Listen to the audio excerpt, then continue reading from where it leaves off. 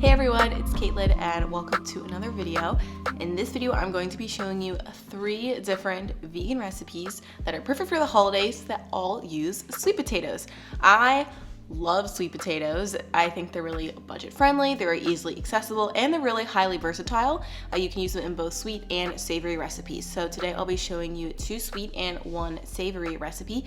And I'm proud to say that all these recipes include So Delicious products, and this video is proudly sponsored by So Delicious Dairy Free. I've been working with So Delicious here on YouTube over the past few months, and I really love working with them because I feel like our brand messages align really well. I'm all about easy to make yet super yummy products, and I love how So Delicious uses easily recognizable ingredients, and they have a wide range of products from some that you can use in your everyday life like their almond milk or their yogurts to some more indulgent things that are great for a sweet treat when you're craving one. So today I will be using their products in some sweet potato pie bars, some sweet potato chipotle and pumpkin soup, and last but not least, the classic sweet potato casserole. So without further ado, let's get on to the recipes. So first up, we're going to be making some sweet potato pie bars. This recipe looks super cute and tastes even better.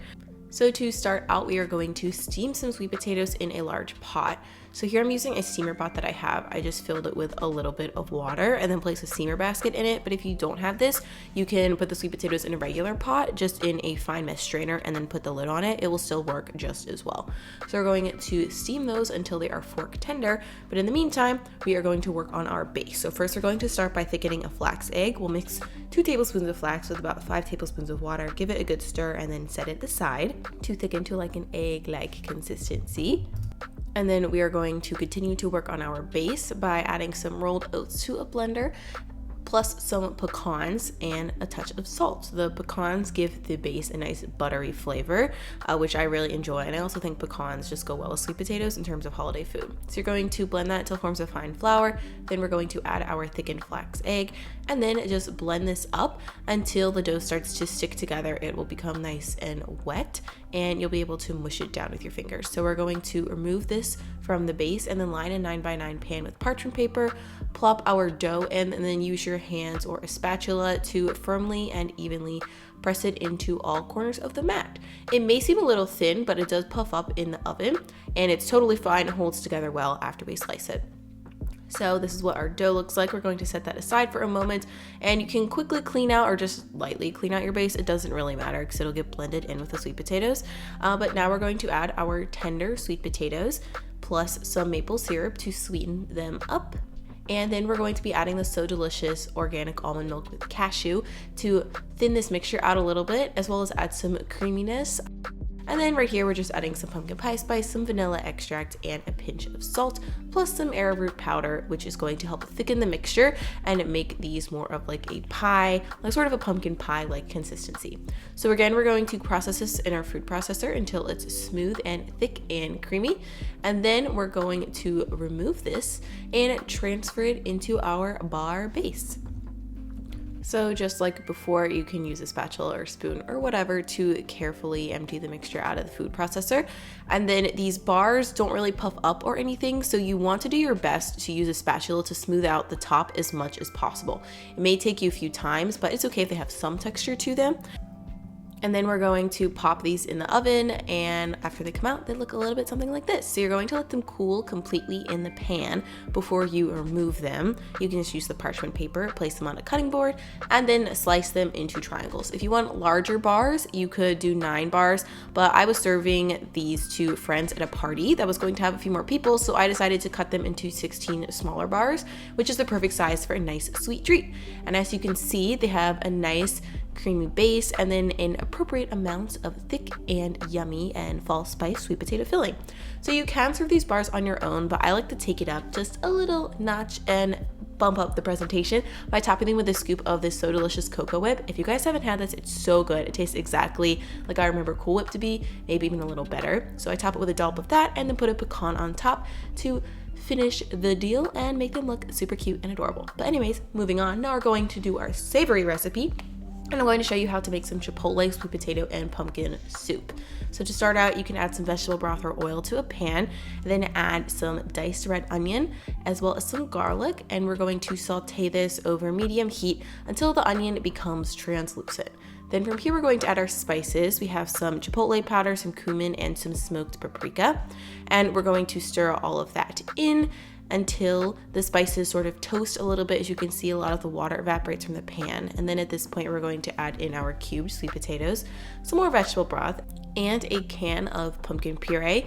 This helps to add more volume to the soup and also adds some creaminess, but we still want it to be a little bit more creamy. So we're going to add some of this So Delicious organic coconut milk beverage. This one is unsweetened, so it goes really great in the soup. And I just really love the taste of coconut in the soup. I think it adds some more depth of flavor and fullness to the recipe. So you're going to add all of that into your pot, give it a good mix, and then we're going to raise the heat to high and bring this to a boil uncovered. Then you reduce the heat and let it simmer for a few minutes until the sweet potatoes are fork tender. As always, all these recipes are linked in the description box below for more exact cooking times and oven temps, etc. But after your soup is cooked, you can use an immersion blender or just a regular blender to blend it until it's nice and thick and creamy. I really like my soups like this to be thicker, but if you want it to be thinner, you could add more vegetable broth or water to thin it out to your liking. But this is what the final soup looks like. It's nice and bubbly for my blender, but it's really nice and creamy and hearty, and I love to serve it with crackers or maybe a drizzle of extra coconut milk on top. Or today I decided to top it with some pumpkin seeds or pepitas for a nice pop of color, plus a little sprinkle of black pepper just because I love black pepper and I think it looks kind of nice, like nature's spicy sprinkles. I don't know, but that's the soup and you should make it because it's really good. And then last but not least, we are going to be making some sweet potato casserole. This is a classic American dish, and I feel like people who don't live in America always wonder why the heck we eat this with savory food, but we just do, and it tastes really good, so maybe you should try it. But again, like the sweet potato pie bars, we're going to start by making a flax egg by mixing some ground flaxseed with some water, setting it aside to thicken, and then I really suggest using roasted sweet potatoes for this recipe. You'll need about 3 large ones. There are more full details on my blog. You can steam them if you'd like to make a puree, but they definitely have a lot more sweetness when they're roasted, and they break down easier, so we don't have to add as much sugar to this recipe as we normally would. So after you mash your sweet potatoes, you're going to add that thickened flax egg plus some coconut sugar. You can also use brown sugar if you would like. And then here again, I'm adding the So Delicious almond milk with cashew. I love this because they're super minimal ingredients and it's all organic and it just tastes really good and helps make this again creamy. And then we're just adding some classic spices for sweet potato casserole. The full notes are on my blog, plus a little pinch of salt. And then here you're going to use an electric hand mixer to mix everything until it's nice and fluffy. If you want to, you could also do this in a food processor like we did for the sweet potato pie bars. You could do it in a blender, but I don't think it will get as fluffy, and it would be difficult if you had a blender that didn't have a tamper. But after you mix it, as you can see, we have this really delicious, yummy, is that a word? Sweet potato mixture that's going to be the base for our casserole. So you're going to take a standard casserole dish and dollop all of that goodness in there, and then use a spatula to spread it out. It doesn't have to be perfectly even this time because we're gonna top it, obviously. So here I'm topping it with some vegan marshmallows and some chopped pecans, which is pretty classic, but if you don't like marshmallows on your sweet potato casserole, you could just do pecans. I just like them because they get nice and caramelized and add a nice little fun crunch, plus the pecans, which gets toasted in the oven. And then the final step here, we're actually going to sprinkle some extra coconut sugar on top of the casserole. This helps it to get a little bit more caramelized and golden. So we're going to bake this in the oven, and I like my sweet potato casserole to be a little crispy, kind of like s'mores marshmallows, but if you don't want it to look this dark, you could take it out a few minutes earlier or just choose not to broil it to get that crispy top. But whatever you choose to do, you can serve it as desired. Typically, we eat this with Thanksgiving dinner or holiday meals, but I mean, you could honestly serve this for dessert as well. I really like it with my Thanksgiving meal because I think it's a nice sweet complement to all the savory stuff. Alright guys, and that's it for this video. Leave a comment below and let me know which recipe you want to make first and which one is your favorite.